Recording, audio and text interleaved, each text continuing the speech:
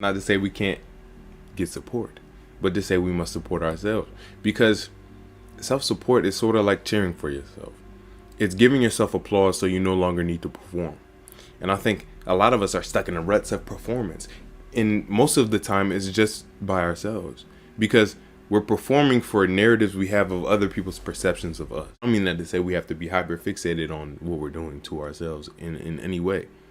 But when you're actually giving yourself presence and you're not really trying to prove it to anyone else, you'll recognize what you need to do for yourself.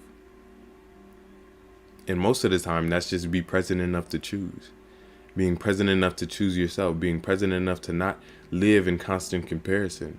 To open yourself up to the idea of creating your own narrative where you are and where you stand so you actually can have a foundation to stand upon. And in that way, you can become your foundations. Because when you place foundation within the self becomes foundation. When you allow certain aspects and characteristics to actually be enforced by your present intentions, like telling yourself what you are and moving forward with that, you begin to actually see it within the world and believe it, because what else is true but what we accept for ourselves?